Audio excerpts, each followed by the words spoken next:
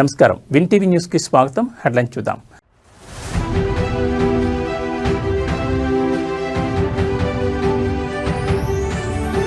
Nizamabad MLC బరిలో మంత్రి అజారుద్దీన్.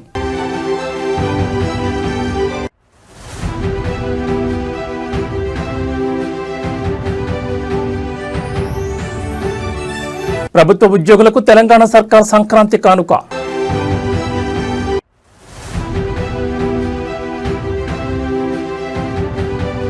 భీమవరంలో సంక్రాంతి జోష్. 3 రోజులకు గది అద్దె 1,00,000. కోడి పందాలకు సిద్ధమైన బరులు.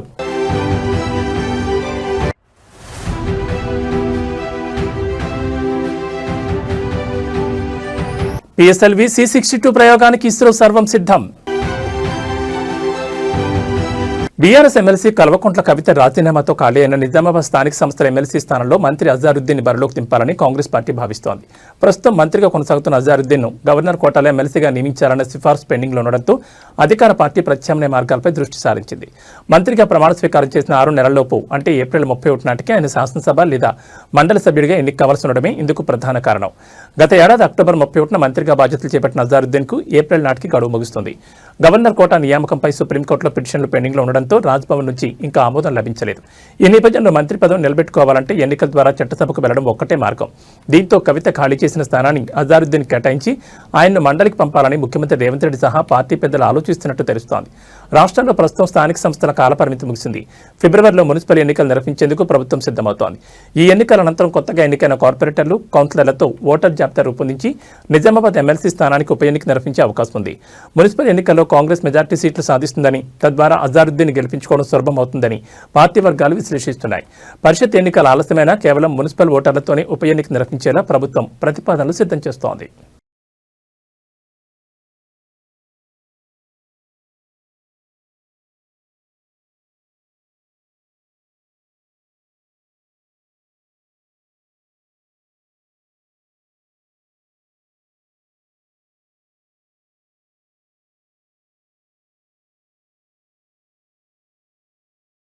తెలంగాణ సర్కార్ రాష్ట్ర ప్రభుత్వ ఉద్యోగులకు సంక్రాంతి కానుకను ప్రకటించింది. ప్రభుత్వ ఉద్యోగులందరికీ 1.02 కోట్ల ప్రమాద బీమాను అందించనున్నట్లు వెల్లడించింది. ఈ నిర్ణయం ద్వారా రాష్ట్రంలోని 5.14 లక్షల మంది ఉద్యోగుల కుటుంబాలకు ప్రయోజనం చేకూరనుంది. ఇదివరకే సింగరేణి, ట్రాన్స్కో, జెన్కో ఉద్యోగులకు 1 కోటికి పైగా బీమా అందుతోంది. సింగరేణిలో 38,000 మంది, విద్యుత్ సంస్థల్లో 71,000 మందికి పైగా ఉద్యోగులు ఈ పథకం ద్వారా లబ్ధి పొందుతున్నారు. అదే తరహాలో ప్రభుత్వ ఉద్యోగులందరికీ ప్రమాద బీమాను అందజేయాలని ప్రభుత్వం నిర్ణయించింది. ప్రమాద బీమా అమలు కోసం ఉప ముఖ్యమంత్రి మల్లు భట్టి విక్రమార్క ప్రముఖ బ్యాంకర్లతో చర్చలు జరిపారు. ఉద్యోగుల సంక్షేమం ధ్యేయంగా ప్రభుత్వం పనిచేస్తోందని ఆయన అన్నారు. ప్రభుత్వ పథకాలను ఇంటింటికి చేర్చే ఉద్యోగులు తమ కుటుంబ సభ్యులేనని ఆయన పేర్కొన్నారు.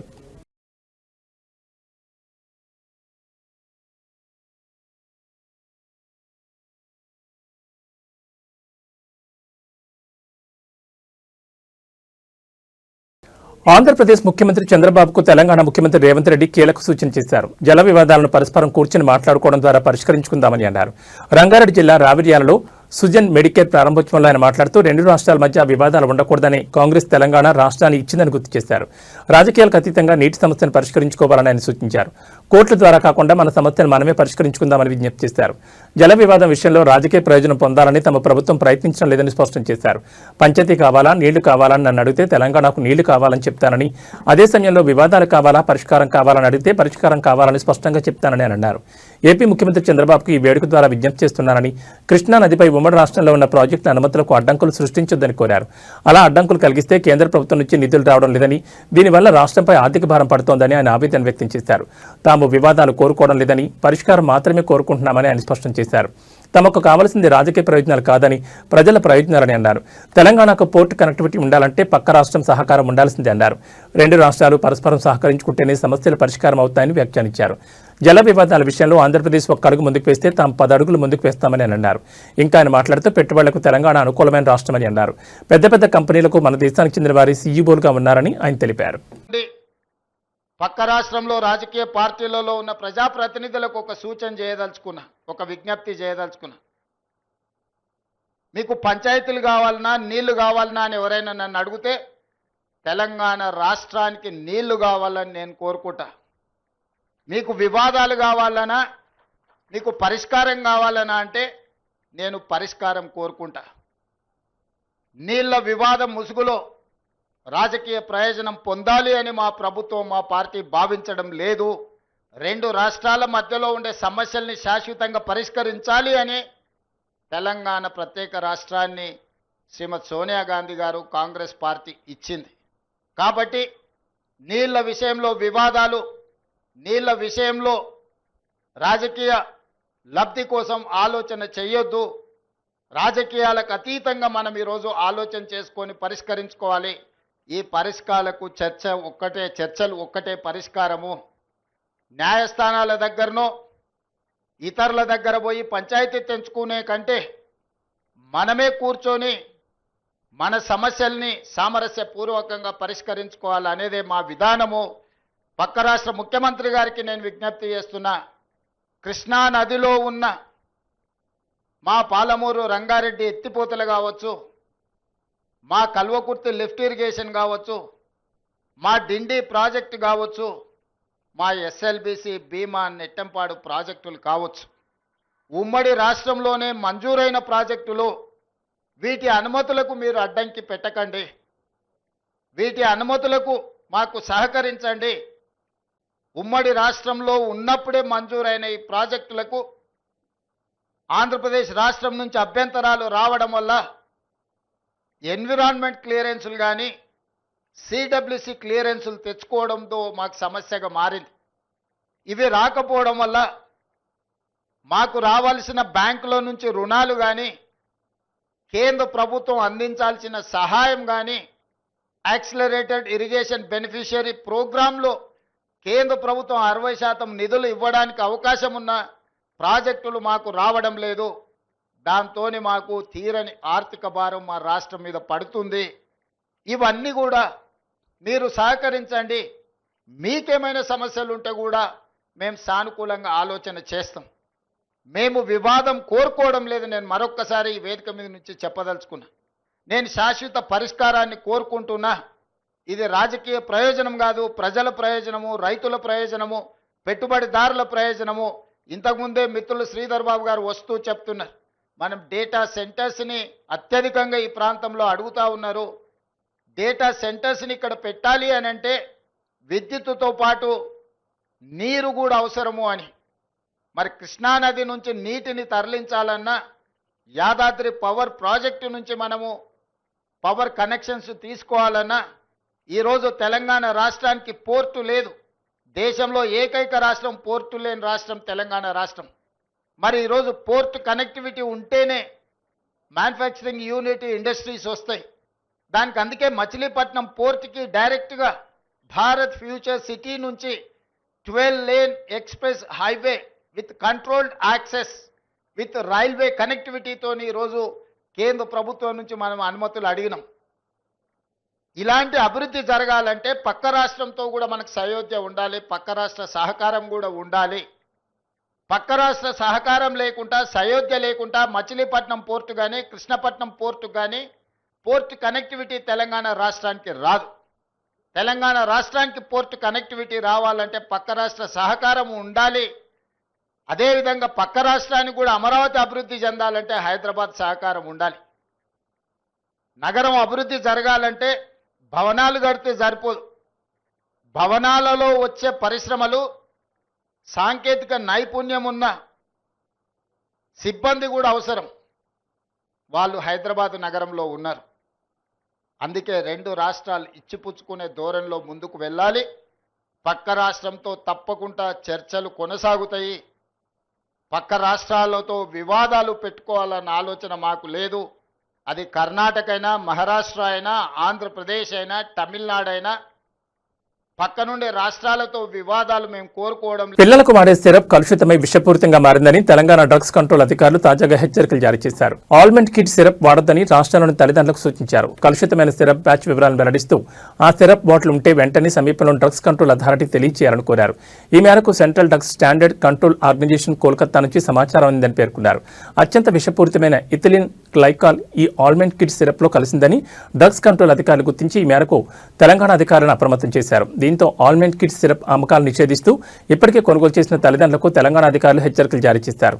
ఇందుకోసం టోల్ ఫ్రీ నంబర్ 1800-599-6969 ఏర్పాటు చేసినట్టు తెలిపారు.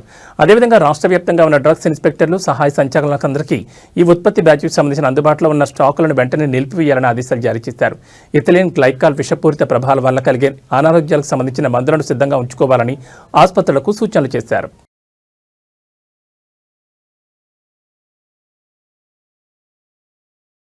సంక్రాంతి రద్దీని ఆసరాగా చేసుకుని నిబంధనలు ఉల్లంఘిస్తున్న ప్రైవేట్ ట్రావెల్స్ బస్సులపై తెలంగాణ రవాణా శాఖ ఉక్కుపాదం మోపుతోంది. పండగ వేళ సొంతూళ్లకు వెళ్లే ప్రయాణికుల సంఖ్య భారీగా పెరగడంతో ప్రైవేట్ ట్రావెల్స్ బస్సు యజమానులు ప్రయాణికుల నుంచి టికెట్ ధరలు పెంచి వసూలు చేస్తున్నారు. ఈ నేపథ్యంలో ప్రైవేట్ బస్సులపై జనవరి 7వ తేదీ నుంచి రాష్ట్ర వ్యాప్తంగా రవాణా శాఖ ప్రత్యేక తనిఖీలు చేపట్టింది. ఇప్పటివరకు నిబంధనలకు విరుద్ధంగా వ్యవహరించిన సుమారు 75 ప్రైవేట్ బస్సులపై కేసులు నమోదు చేసినట్లు అధికారులు తెలిపారు. ప్రయాణికుల భద్రతను విస్మరించి బస్సుల్లో అధికంగా సరుకు రవాణా చేయడం, ప్రయాణికుల వివరాలతో కూడిన జాబితాను నిర్వహించకపోవడం, అత్యవసర సమయంలో అవసరమైన ఫస్ట్ ఎయిడ్ బాక్సులను అందుబాటులో ఉంచడం వంటి పలు ఉల్లంఘనలను రవాణా శాఖ గుర్తించింది. పండుగ సీజన్ ముగిసే వరకు ప్రైవేట్ ఆపరేటర్ల ఆగడాలకు అడ్డుకట్ట వేయడమే లక్ష్యంగా ఈ ప్రత్యేక తనిఖీలు నిరంతరాయంగా కొనసాగుతాయని అధికారులు స్పష్టం చేశారు. ప్రయాణికుల రద్దీ ఎక్కువగా ఉండే హైదరాబాద్, రంగారెడ్డి జిల్లాలపై ప్రత్యేక దృష్టి సారించిన రవాణా శాఖ నిఘాను మరింత కట్టుదిట్టం చేసింది. ఇందుకోసం 8 ప్రత్యేక తనిఖీ బృందాలను రంగంలోకి దించింది. రాష్ట్రంలోని అన్ని జిల్లాల రవాణా అధికారులకు ఇప్పటికే స్పష్టమైన ఆదేశాలు జారీ చేసిన ప్రభుత్వం ఎక్కడ ప్రయాణికులకు అసౌకర్యం కలగకుండా చర్యలు తీసుకోవాలని సూచించింది. పండుగ సమయంలో ప్రైవేట్ బస్సు యాజమాన్యాలు ఇష్టారాజ్యంగా ఛార్జీలు వసూలు చేయడంపై రవాణా శాఖ తీవ్ర హెచ్చరికలు జారీ చేసింది. ప్రభుత్వం నిర్ణయించిన ధరలకు మించి ఎట్టి పరిస్థితుల్లోనూ అధిక ఛార్జీలు వసూలు చేయొద్దని తెలిపింది. కాంట్రాక్ట్ క్యారేజ్ బస్సుల నిబంధనలకు విరుద్ధంగా స్టేజ్ క్యారేజీలుగా మార్చి ప్రతి స్టాఫ్లో ప్రయాణికులను ఎక్కించుకోవడం నిషిద్ధమని స్పష్టం చేసింది. ఉల్లంఘనలకు పాల్పడే ట్రావెల్స్ యాజమాన్యాలపై కఠిన చర్యలతో పాటు అవసరమైతే లైసెన్సుల రద్దుకు వెనుకాడబోమని హెచ్చరించింది. ఇదిలా ఉండగా స్లీపర్ బస్సుల నిర్వహణపై కూడా రవాణా శాఖ కీలక నిర్ణయాలు తీసుకుంటోంది. స్లీపర్ బస్సుల భద్రత నిర్వహణకు సంబంధించి త్వరలోనే నూతన మార్గదర్శకాలను విడుదల చేయనున్నట్లు అధికారులు తెలిపారు. ముఖ్యంగా ఇతర రాష్ట్రాల్లో రిజిస్ట్రేషన్ చేయించుకుని తెలంగాణలో రాకపోకలు సాగిస్తున్న స్లీపర్ బస్సుల బాడీ బిల్డింగ్, సాంకేతిక ప్రమాణాలను క్షుణ్ణంగా తనిఖీ చేయాలని నిర్ణయించారు. నిబంధనలకు విరుద్ధంగా రిజిస్ట్రేషన్ చేయించుకుని ప్రయాణికుల భద్రతకు ముప్పు కలిగించే వాహనాలపై కఠిన చర్యలు తీసుకుంటామని స్పష్టం చేశారు.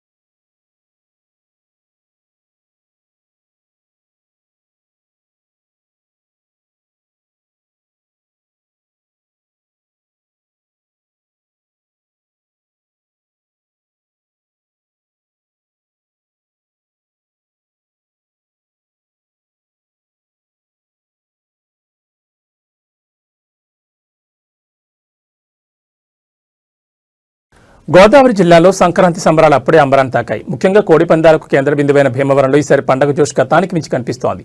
పందాలను తిలకించేందుకు ఏపీతో పాటు తెలంగాణ, తమిళనాడు, కర్ణాటక రాష్ట్రాల నుంచి భారీగా జనం తరలివస్తుండటంతో వసతి గదులకు విపరీతమైన డిమాండ్ ఏర్పడింది. భీమవరం, ఏలూరు, తాడేపల్లిగూడెం, తణుకు వంటి పట్టణాల్లోని దాదాపు 150 హోటళ్లలో ఒక్క గది కూడా ఖాళీ లేదు. డిమాండ్ను సాగ్గా చూపుతూ యజమానులు అద్దెలను భారీగా పెంచేశారు. సాధారణంగా రోజుకు 1000 నుంచి 5000 ఉండే గది ధర ఇప్పుడు 3 రోజుల ప్యాకేజ్ కింద 30,000 నుంచి 60,000 వరకు పలుకుతోంది. భీమవరంలోని కొన్ని ప్రముఖ హోటళ్లలో 3 రోజులకు గాను ఒక్కో గదికి 1,00,000 చొప్పున వసూలు చేస్తున్నారంటే పరిస్థితి ఎంత తీవ్రంగా ఉందో అర్థం చేసుకోవచ్చు. రాజకీయ నాయకులు సైతం గెస్ట్ హౌస్లను ముందే రిజర్వ్ చేయడంతో సామాన్య పర్యాటకులకు వసతి భారంగా మారింది. ఈసారి బరుల వద్ద పందాల జోరు మరింత పెరగనుంది. ఇప్పటికే నిర్వాహకులు పందెం రాళ్లతో ఒప్పందం కుదుర్చుకున్నారు. తాడేపల్లిగూడెంలో 2.5 కోట్లతో ఒక భారీ పందెం సిద్ధమవగా సీసలి, నారాయణపురం, చిన్నమీరం వంటి ప్రాంతాల్లో కోటి పందాలకు సిండికేట్లు కాలుతవుతున్నాయి. గత ఏడాది పెద్ద మొత్తంలో గెలిచిన పందెంగాళ్లను తమ బరిలోకి రప్పించేందుకు నిర్వాహకులు పోటీ పడుతున్నారు. 5 రోజుల పాటు జరిగే ఈ వేడుకల కోసం ఇప్పటికే ప్రైవేట్ ఇళ్లు, కళ్యాణ మండపాలు కూడా అద్దెకు తీసుకుంటున్నారు.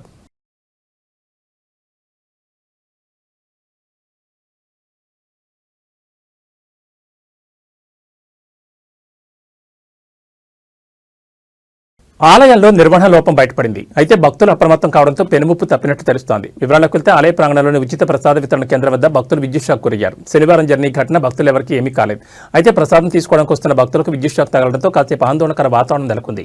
విషయం తెలుసుకున్న దేవాలయ అధికారులు విద్యుత్ సరఫరా నిలిపివేశారు.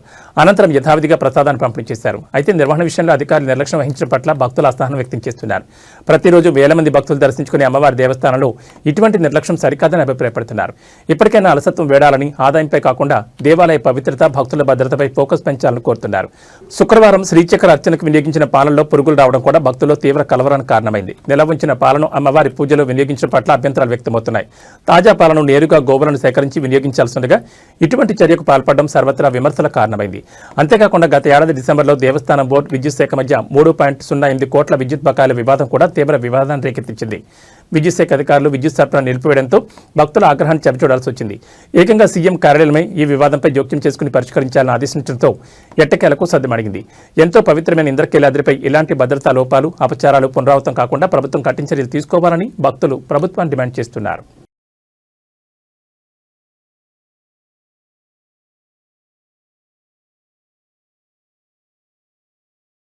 డాక్టర్ బిఆర్ అంబేద్కర్ కోనసీమ జిల్లా మలకిపురం మండలం ఇరుసుమండ వద్ద గత కొన్ని రోజులుగా కలకలం సృష్టించిన ఓఎన్జీసీ గ్యాస్ బావి బ్లోఅవుట్ మంటలు ఎట్టకేలకు అదుపులోకి వచ్చాయి. ఓఎన్జీసీ విపత్తు నివారణ బృందం నిరంతరంగా శ్రమించి మంటల తీవ్రతను తగ్గించడంలో విజయం సాధించింది. ప్రస్తుతం ఘటనా స్థలంలో అగ్నికీలలు ఆగిపోవడంతో అధికారులు తదుపరి కీలక దశకు సిద్ధమయ్యారు. బావిని మూసివేసే పనులపై దృష్టి సారించారు. ఘటనా స్థలంలో విపరీతంగా పేరుకుపోయిన ఇనుప శకలాలు, కాలిపోయిన రిగ్ భాగాలను ఓఎన్జీసీ బృందం భారీ యంత్రాల సాయంతో పూర్తిగా తొలగించింది. ఈ వ్యర్థాల తొలగింపుతో బావి ముఖద్వారం వద్ద పనులు చేసేందుకు మార్గం సుగమైంది. మంటలు ఆడినప్పటికీ లోపల ఉన్న వేడిని తగ్గించడానికి మళ్లీ మంటలు చెలరేకుండా ఉండేందుకు వాటర్ అంబ్రెల్లా పద్ధతిని ఉపయోగిస్తున్నారు. గొడుగు ఆకారంలో నీటిని వెదజల్లుతూ బావి పరిసరాలను నిరంతరం శీతలీకరిస్తున్నారు. బావి నుంచి గ్యాస్ లీకేజీని శాశ్వతంగా అరికట్టేందుకు ఓఎన్జీసీ నిపుణులు బ్లోఅవుట్ ప్రివెంటర్ను సిద్ధం చేశారు. ఈ భారీ పరికరాన్ని బావి పైభాగంలో అమర్చి గ్యాస్ ప్రవాహాన్ని నియంత్రించనున్నారు. ఇందుకోసం ముంబై, ఢిల్లీ నుంచి వచ్చిన ప్రత్యేక సాంకేతిక నిపుణుల బృందం రంగంలోకి దిగింది. వెల్ క్యాపింగ్ ప్రక్రియ అత్యంత వేగంగా, సురక్షితంగా పూర్తయ్యేలా అన్ని జాగ్రత్తలు తీసుకుంటున్నారు. మరోవైపు బావిలోకి అధిక పీడనంతో సిమెంట్ను పంపి గ్యాస్ లీకేజీని అడ్డుకోవడానికి అవసరమైన సిమెంటింగ్ మిషన్లను కూడా ఘటనాస్థలంలో సిద్ధంగా ఉంచారు. పరిస్థితి క్రమంగా సాధారణ స్థితికి చేరుతుండటంతో స్థానిక ప్రజలు ఊపిరి పీల్చుకుంటున్నారు. ఇప్పటికే జిల్లా కలెక్టర్, ఉన్నతాధికారులు సమీప గ్రామాల్లో పర్యటించి ప్రజలు తిరిగి తమ ఇళ్లకు చేరుకోవచ్చని సూచించారు.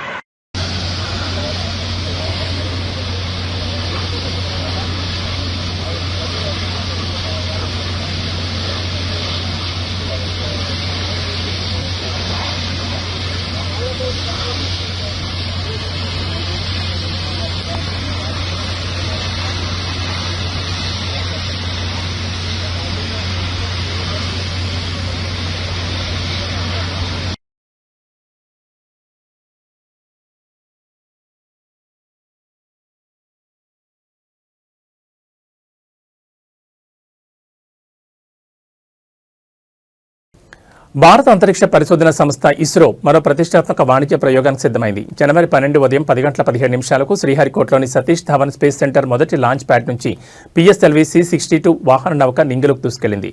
New space India limited NSIL నిర్వహిస్తున్న ఈ 9వ వాణిజ్య మిషన్లో ప్రధాన ఉపగ్రహం EOS-N1తో పాటు దేశీయ, విదేశీ వినియోగదారులకు చెందిన 15 ఇతర ఉపగ్రహాలను కక్షలో ప్రవేశపెట్టనున్నారు.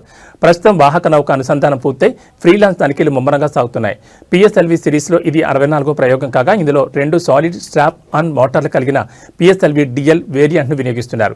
ఈ మిషన్లో స్పెయిన్కు చెందిన స్టార్టప్ అభివృద్ధి చేసిన రీ ఎంట్రీ వెహికల్ ప్రోటోటైప్ ప్రత్యేక ఆకర్షణగా నిలవనుంది. ఇది పని పూర్తయిన తర్వాత తిరిగి భూ వాతావరణంలో ప్రవేశించి దక్షిణ పసిఫిక్ మహాసముద్రంలో పడనుంది. చంద్రయాన్-1, మంగళయాన్, ఆదిత్య L1 వంటి చారిత్రాత్మక విజయాలను అందించిన PSLV ఇస్రోకు అత్యంత నమ్మకమైన వాహక నౌకగా గుర్తింపు పొందింది.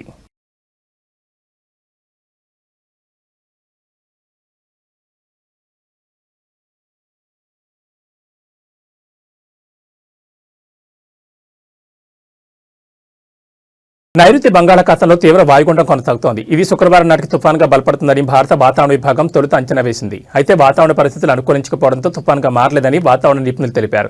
ప్రస్తుతం ఈ తీవ్ర వాయుగుండం వాయు దిశగా కదులుతూ ఈ రోజు మధ్యాహ్నానికి శ్రీలంకలోని ట్రింకోమలి, జాఫ్నా మధ్య ప్రాంతంలో తీరం దాటే అవకాశం ఉందని భారత వాతావరణ విభాగం అంచనా వేసింది. దీని ప్రభావంతో ఈ రోజు రేపు ఆంధ్రప్రదేశ్లోని పొట్టి శ్రీరాములు, నెల్లూరు జిల్లా, చిత్తూరు, తిరుపతి జిల్లాలో అక్కడక్కడ తేలికపాటి నుంచి ఓ మోస్తరు వర్షాలు కురిసే అవకాశం ఉందని రాష్ట్ర విపత్తుల నిర్వహణ సంస్థ తెలిపింది. అలాగే బాపట్ల, పల్నాడు, ప్రకాశం జిల్లాలో తేలికపాటి వర్షం పడొచ్చని పేర్కొంది. మరోవైపు తమిళనాడు, కేరళ రాష్ట్రాల్లోని కొన్ని చోట్ల ఈ రోజు రేపు భారీ నుంచి అతి భారీ వర్షాలు కురిసే అవకాశం ఉందని భారత వాతావరణ విభాగం తెలిపింది.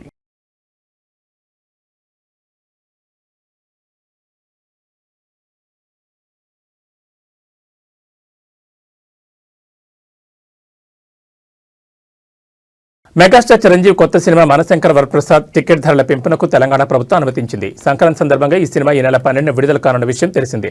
అయితే ఈ నెల 11న స్పెషల్ ప్రీమియర్ షోను ప్రదర్శించేందుకు నిర్వాహకులు సన్నాహాలు చేస్తున్నారు. ప్రీమియర్ షోతో పాటు వారం రోజుల పాటు రాష్ట్ర వ్యాప్తంగా థియేటర్లలో టికెట్ ధరల పెంపు కోసం ప్రభుత్వానికి విజ్ఞప్తి చేశారు. రాష్ట్ర ప్రభుత్వం సానుకూలంగా స్పందించి టికెట్ ధరల పెంపునకు అనుమతించింది. ప్రీమియర్ షో టికెట్ ధర 600, సింగిల్ స్క్రీన్ థియేటర్లో టికెట్ ధర ₹50 పెంపు, మల్టీప్లెక్స్లలో ₹100 మేరకు పెంచుకోవచ్చని సూచించింది. పెంచిన రేట్లను వారం రోజుల పాటు వసూలు చేసుకోవచ్చని తెలిపింది.